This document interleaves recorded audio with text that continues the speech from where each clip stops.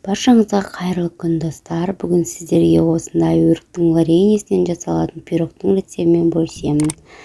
Ең алдымен бізге қажетті заттар: жұмыртқа, сары май, қант, разрыхитель және ұн қажет болады. Ең алдымен жұмыртқаны қантқа араластырып, жақсылап қантымыз ерігенше араластырып аламыз.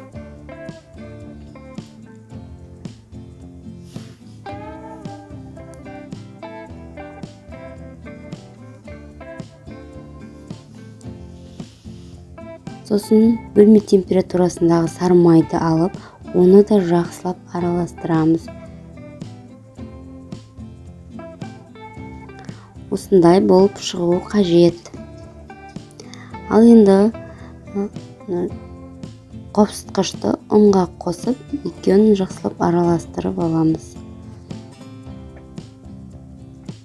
Сосын жұмыртқамыз бен сары майымызға електен өткізіп, аз-аздан ұн сала отырып, жақсылап қамыр жасаймыз.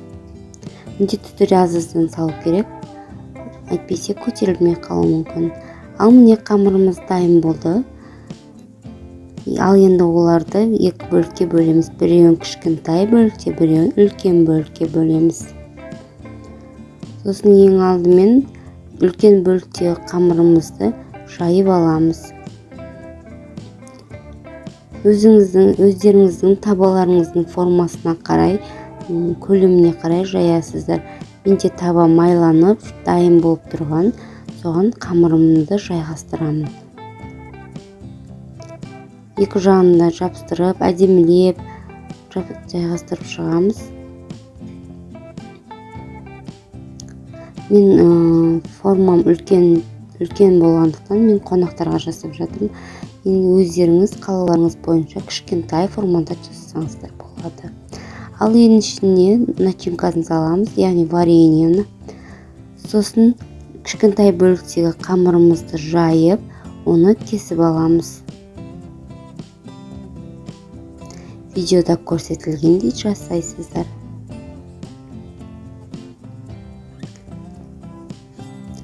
Әр бөлікті қамырдың үстіне қойып, видеода көрсетілгендей жасап қойып шығасыздар.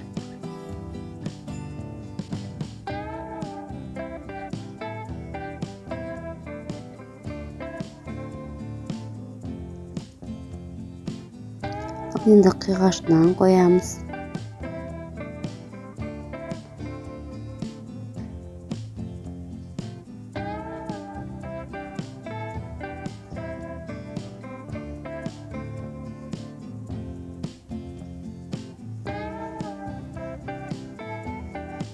Міне қамырларымызды қойып шықтық. Енді оны пешке, қызып тұрған пеште пісіріп аламыз.